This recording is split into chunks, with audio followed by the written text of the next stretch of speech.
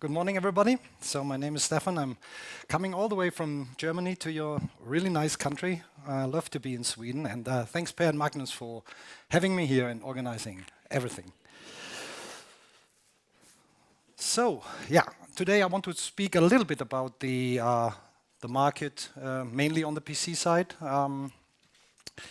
Looking a little bit, as mentioned, to the market, looking a little bit to the publishing, which is mainly our business. I will describe this a little bit later. So, first of all, introduction to myself. I'm in the industry for more than 25 years, so please call me experienced and not a dinosaur. It would be nice. So yeah, I started my career in a small German distribution company at the time where all the big players do not have a subsidiary in Germany, so we translate the software into German and spread it to the market. I start at the customer support department in a time where installing the game was 60% of the fun. You remember this Windows 95 time, so you install the game and your achievement unlocked and you have made everything, and we doing the support for customers. At that time we do some nasty things to write on paper. Maybe you remember paper, you write, and you can send it by mail, so it was a good time. After quite some time, the company was acquired by the French Infogrames, so we become a part of a bit bigger organization. For me personally, it was the opportunity to move to the marketing department and dig a little bit deeper into the market. After that, I joined the online division of the German Telecom. There was a new thing called Internet at that time, so our chancellor, she still mentioned that internet is new for her, but okay. So yeah, I'm working in the online department, and then I moved to the Italian internet provider Tiscali. And then as the offender is coming back to the scene, as we say in Germany, I rejoined Infogrames back in 2005. At that time they called Atari. Or they renamed themselves into Atari. It was a good time. This new Atari had nothing to do with the old one, but it was a big pleasure to have Atari on the business card, so at least you can have a meeting with the Pope without making a long before, because the brand was very good. So I'm starting as the head of communication and then moved to the business development. So I'm director of business development and Director International Sales for the Eastern European and Russian region. After that, I decided to form my own company together with 3 colleagues. We formed the publisher called BitComposer. We are, let me say, a mid-size. At the end, it was a mid-size publisher. We are focusing on PC and console. So we have a double-digit turnover at the end and 30 colleagues with offices in Frankfurt in Germany and Moscow in Russia, because at that time we thought the market is interesting. It was for quite some time. It's a little bit different now. So interesting things at that time. We reinvent the Stalker brand. We bought the Jagged Alliance brand.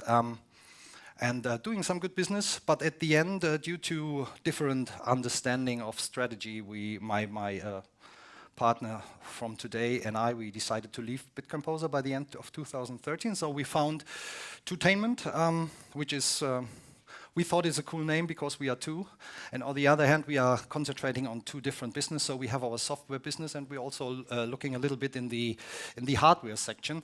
But at the moment, because we are a young company, we are just do this a little bit below the line. So this is, in a nutshell, what we are doing. A little bit on 2tainment.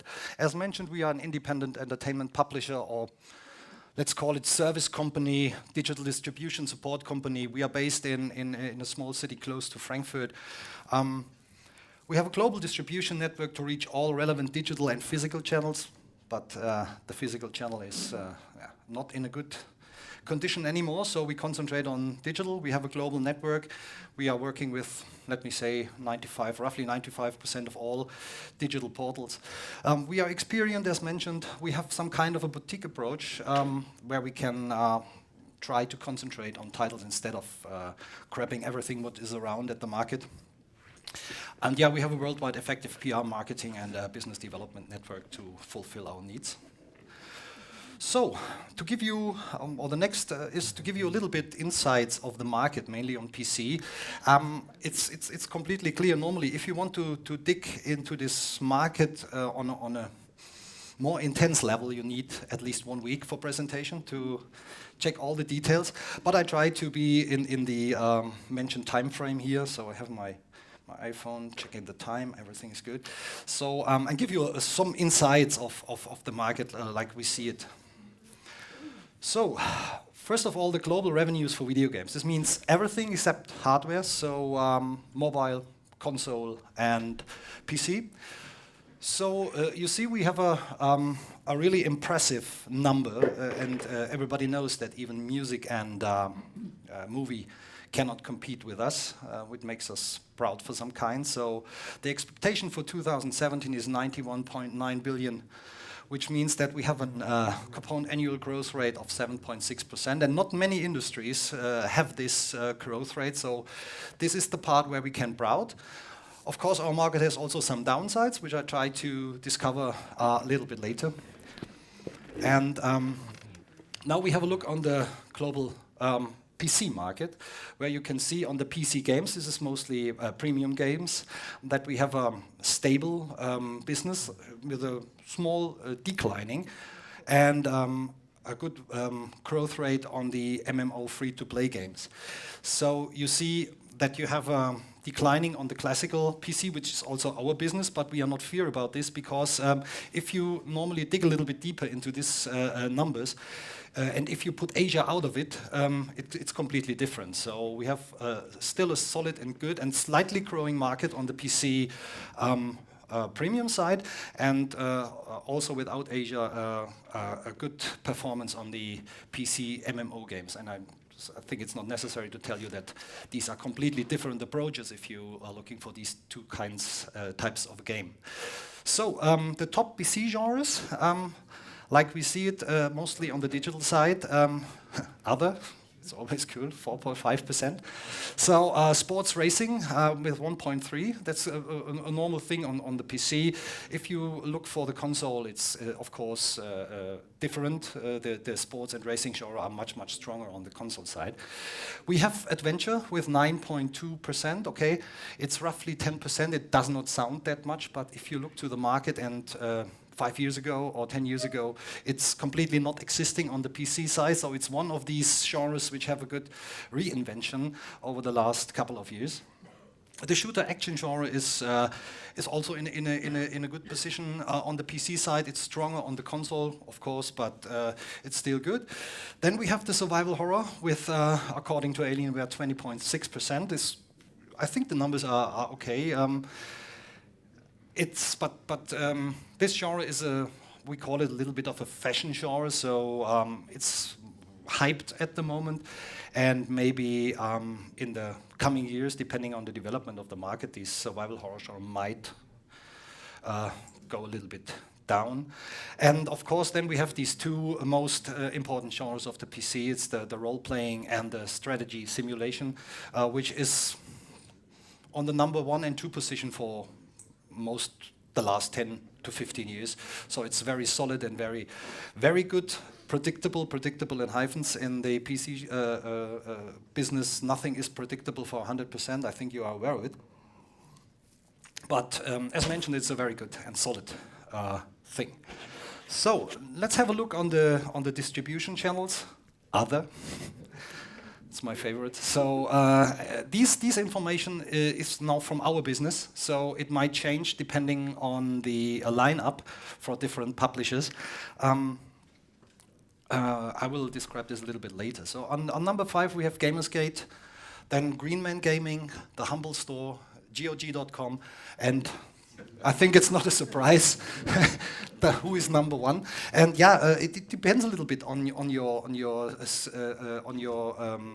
internal schedule and release list. So for example, if your content is mainly adventure, you would not see GOG.com on number 2 because they are not so active in this genre. And as mentioned, this is our experience. There are some companies, they say they have 90% on Steam, others say they have 70% on Steam, especially the big publishers. They have a lower share on Steam because like EA with Origin, they have their own platform with change these numbers slightly a little bit. So yeah, our friends from Steam, I think you all know these friends from Seattle, and I think it's not a big secret when I say this is the most important platform. And so I want to show you a little bit about Steam for the last 4 years, and of course 2015 year to date. So what we see in 2012 is that overall it's 376 games released with a total units of roughly 180 million. The average units per game is 470. Not every game, okay, it's average, and you have big things like Portal and all the other important things also from Steam internally. And you have an average price of roughly 14 euros. So it changed a little bit to 2013, and it's 582 games released in this year with 255 million units. So the average units per game are decreasing a little bit, but it depends on the big games which release. So I would call it's pretty much the same on this, and the average price is rising. So when it changed to 2014, it changed slightly a little bit, as you can see. We have 1,818 releases with roughly 280 million total units.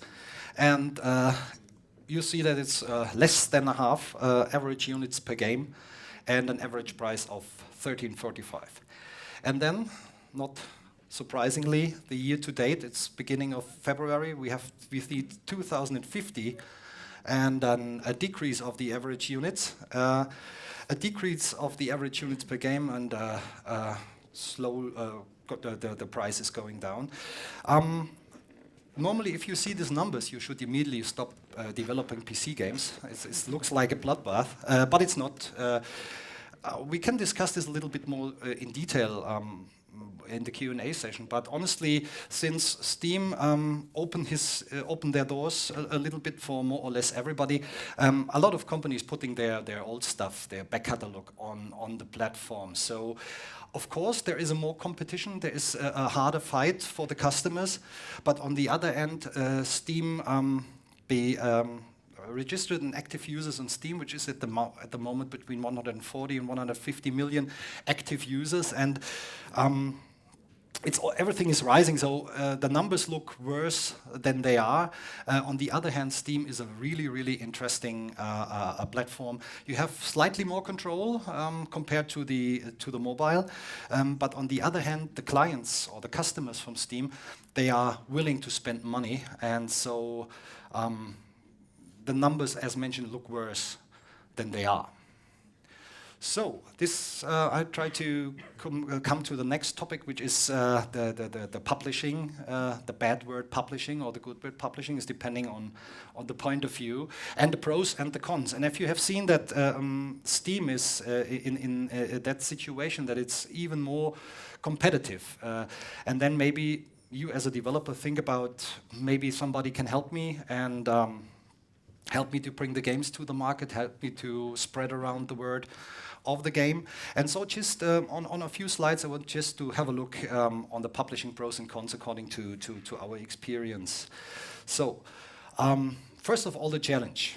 The challenge you have to work with when you develop a game and you want to be commercially successful. Of course, it's mostly the financial situation of your company, the resources within your company, the know-how, what you need for bringing a game to the market, the long-term sales strategy. This is one of the most important things what we see over the last years, that the way you market a game has completely, or not completely, but has changed a lot. In the past, you have when you fight for the shelf space, you have at least 8 to 12 weeks. And if you do not make your business within that time, you are fucked up. Sorry for the word, but it is.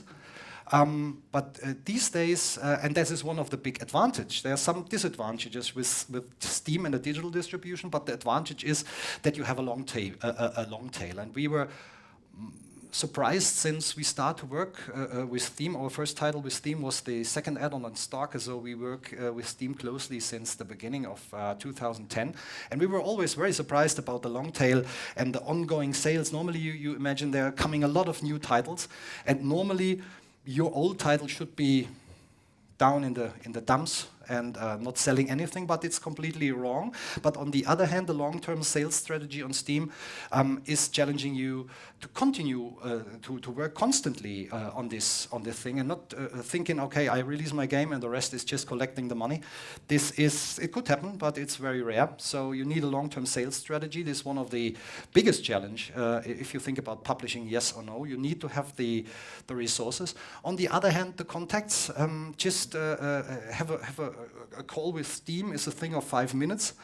But to work with all the other digital portals, and remember the slide where we see that we have at least 20% of the turnover doing with other portals, it is worth to do, but it's a lot of work, and you need to have the contacts and all the things which comes with this, the legal stuff, the contracts and all this stuff. And of course, one more important thing is understanding the market and the conclusions on this rapidly changing market.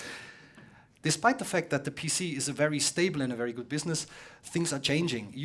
For example, you're doing a game and you say, oh, this is an interesting genre, but I need 2 years to develop. And it could be that if you finish the game, the market is also finished, and you stand there with, as we say, with the trousers at your knees, and you have no further possibility to sell the game.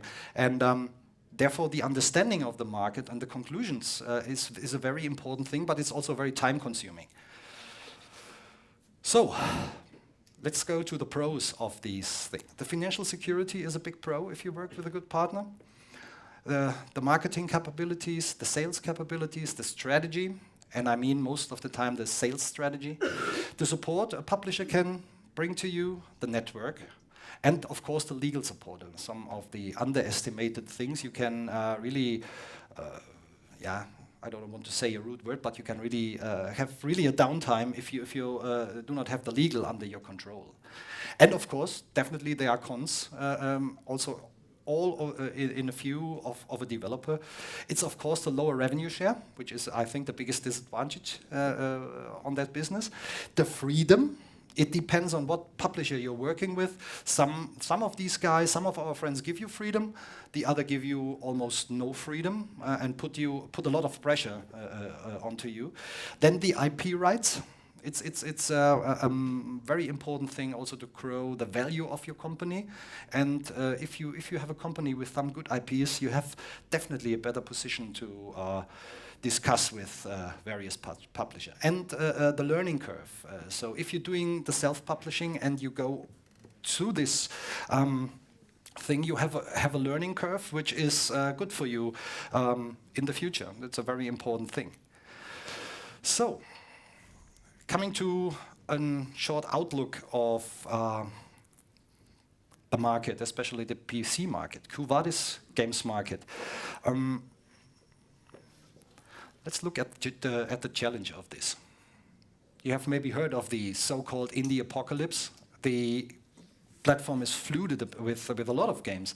But as mentioned before, it is not so worse as it seems, because a lot of people putting old stuff on the platform, and you should be aware of that the competition is not raising. There was always a competition, but in the past, you as a developer, you compete with other developers to be part of the platform, Steam in the first hand, and nowadays everybody is on Steam, so you have still the competition.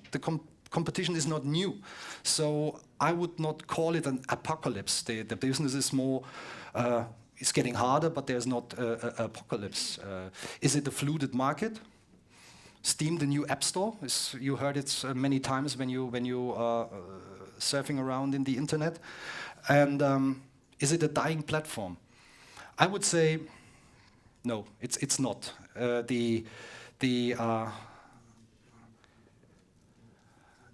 The PC Premium is going away. No, it's not, as mentioned. But it's getting harder. It's getting harder to be successful on the platform. As mentioned, there are so many things you have to think about when you prepare the launch of a game. Especially, do I have enough time to market the game? Do I have enough budget? Do I have all the things what I need to market the game? And then on the other hand, what is the situation of the market at that time? How many competitive products coming on the same time? We made this funny experience, I think it was in February this year, when we release a game, a nice adventure, and we usually use Thursdays to release our games on Steam, because there's the weekend coming and then we see more action on the platform. And when you release a game on Steam and you have the top rotation, Steam will give you 500,000 views, which sounds a lot, but 500,000 views compared to 140 million active users. If you are in a disadvantage, all these 500,000 views will shown to somebody who is not interested, in our case, in an adventure game. Then you are in a deep shit. So also the platform Steam is not, they're moving in the right direction, but it's not for 100% good at the moment. That the best thing would be, if you are releasing an adventure game, for an example, that all your 500,000 views will shown to people who like adventure game. And Steam should know this, because everybody of us, I think everybody of us has a Steam account, so Steam knows exactly what we like to play. The situation with Steam is not so traumatic like you see it on the App Store, where pretty much everybody is shown the same stuff. Me, my daughter, my 10-year-old daughter, or you, or whatever, my grandpa. So everybody is seeing shown the same game when he goes to the App Store. It's not the same with Steam, but we are not at the situation where it's okay.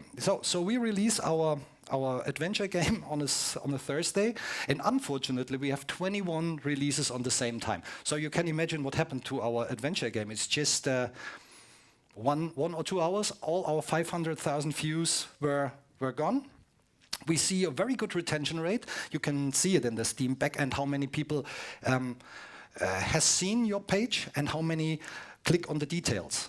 Everything was great, but unfortunately nobody buys this game. So you sit there and then you start to think about what was the problem with this release. And the problem was that there are too many games at this specific Thursday, and sometimes you're not able to discover how many releases, because if you go to Steam and check the releases for the next days or weeks, there's just saying release in February, not a specific date. And so we try to change our strategy a little bit, and at the moment we releasing our games at the beginning of the week, where we do not have maybe this big traffic on Steam, but on the other hand our games were not so fucked up like we see it with this adventure game. This is a clear proof that it's getting harder, but yeah, it's still a good business, and it's worth to work with it. So that's my end. Thank you for your attention, and of course I'm happy to answer your questions right now, so that we can do a short Q&A session on that. And of course, right after the presentation, I'm available. I'm running a little bit here, so I'm happy to discuss with you in more details. As mentioned, if you want to have a deeper look into the market and into the publishing thing, we should stay here for a week. But I think it's not in your interest, and it's even not in my interest. So yeah, I'm happy to answer some questions.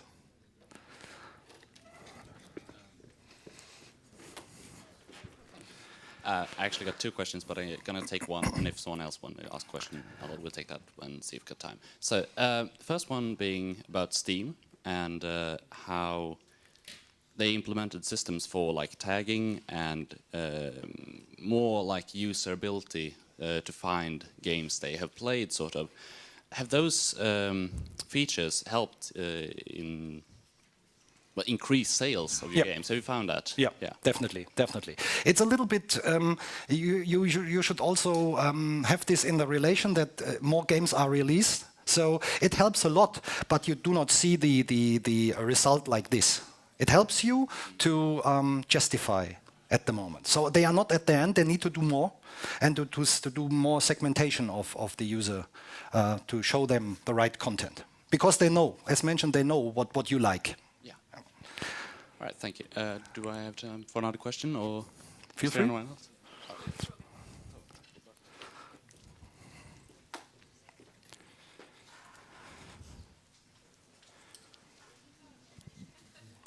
Hi, thanks for the presentation. I have a couple of questions as well. Okay. First, what are your thoughts on the curator system on Steam?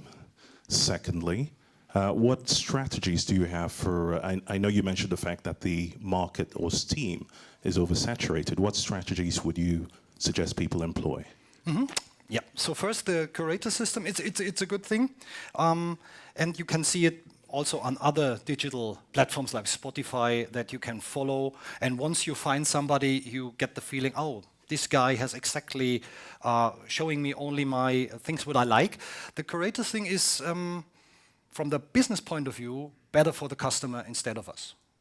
That's it. And the other question was strategy. Yeah, the strategy we try to find some games which or genres we are some kind of a hidden champion. Just for as an example, with our former company 2tainment, when we see that Firefly is doing Stronghold, and we see that they, let me say, doing an average job. But on the other hand, we see the sales number. We were completely shocked about this. And so, because there's no competition on, let me say, a straightforward real-time strategy medieval game, so we're doing pretty much the same. For some reason, the project was a little bit below average, so we have a Metacritic for less than 50%. So we screwed the project, honestly. But on the other hand, this was the second best-selling title on from our history, and we sold more than on the first 6 months more than 50,000 on full price. Imagine we have a really crappy game, we have to say, but this is also then a part of our strategy that we look for these hidden champions, that you have a genre which is very well perceived, but not overcrowded. This is the biggest part of our strategy.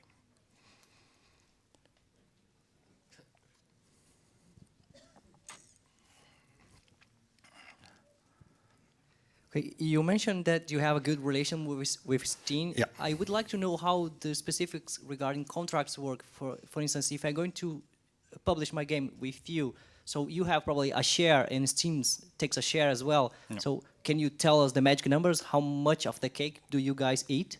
At least 90%. Just kidding. No, normally it's just a question of negotiation, and it is just so if you just as an example, you come to us and said, can you help us not only with Steam, with all the things. So as mentioned, we define ourselves as a service company. So we have some services we offer, and you can choose whatever you want, beginning from the marketing, or we can also support on Q&A. The only thing what we usually not do is involve ourselves into the development, because we say our development partner, they are the professionals on the games. If they ask us for support, we will do, but we will not put any pressure on the developer, because he's the specialist on doing the game, and we are the specialists for doing the rest. And then we do, as mentioned, a straightforward digital distribution deal. We ask for around 25 to 30% after the Steam share. Okay, so thanks a lot, Stefan. You're welcome. Thank you very much for coming here. Thank you. Thanks.